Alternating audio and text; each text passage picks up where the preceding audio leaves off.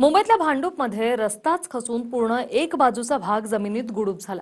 महापालिका यासाठी बिल्डरला कारणीभूत ठरवते आणि बिल्डरनं महापालिकेला जबाबदार ठरले। पाहूया।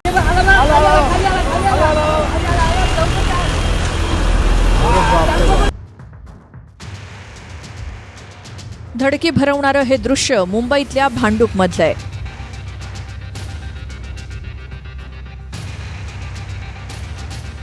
मुख्य रस्त्याच्या कडेलगतचा भागच एका टेम्पोसह जमिनीच्या पोटात गायब झाला।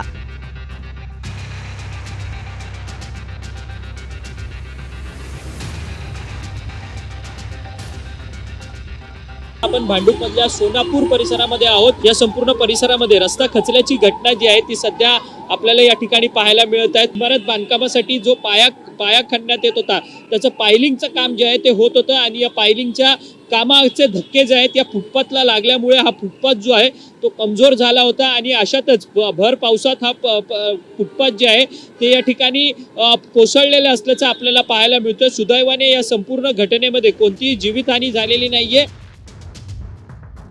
सुदैवानं रस्ता खचताना वाहनं एका कडेला होती, त्यामुळे जीवितहानी टळली।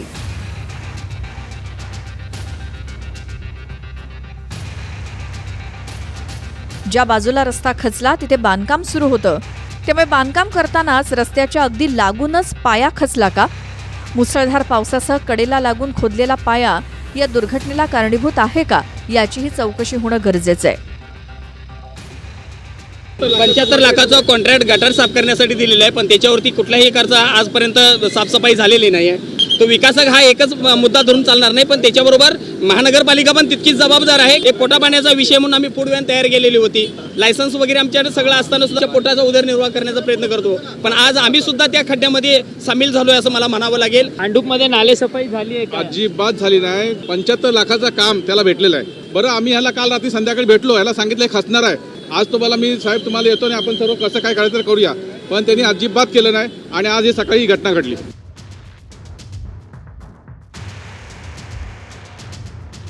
दरम्यान मान्सून पूर्व तयारीची कामं 100% पूर्ण झाल्याचा दावा करणाऱ्या मुंबई महापालिकेच्या कारभारावर टीका होऊ लागली आहे। खड्डे, उघडी मॅनहोलची झाकणं, यानंतर आता प्रमुख रस्तेही खचू लागल्यामुळे पालिकेच्या दाव्यांवर प्रश्न उपस्थित होत आहेत।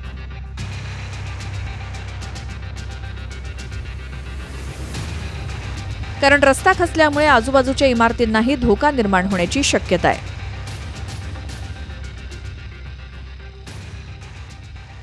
दरड कोसळते तसा हा पूर्ण नाला गटर त्याच्या खाली मातीत नाही राहिली तर काय राहणारच नाही। आणि आज सुदैवाने इथे कोण नव्हतं म्हणून, नाहीतर आज मोठी जीवितहानी झाली असती।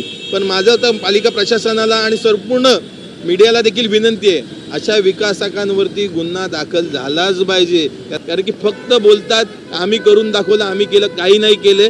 जे दिसतंय ते सरळ स्पष्ट चित्र आहे आणि ते तुमच्या समोरच आहे।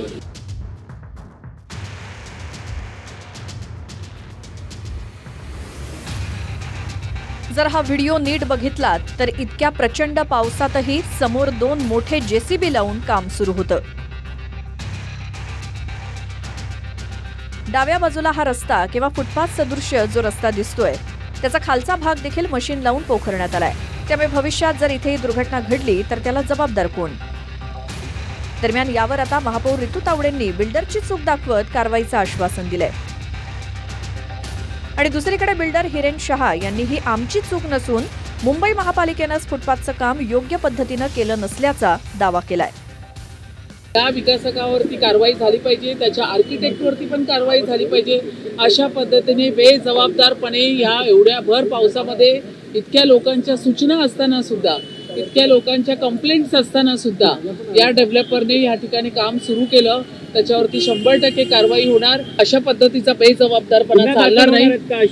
याची पूर्ण चौकशी करून त्याच्यावरती जबाबदारी निश्चित करून गुन्हा दाखल होणार। तू विकासक पालिका अधिकाऱ्यांचं ऐकत नाही का? कारण की ज्या वॉर्ड ऑफिसर आहेत समरीन, हे आता चौकशीचा भाग आहे, त्याची चौकशी लागणार। किती कंप्लेंट्स दिल्या होत्या, किती त्याच्यावर तक्रारी आल्या होत्या, त्या सगळ्या आता विचारात घेतल्या जातील। Bureau report, TV9 Marathi.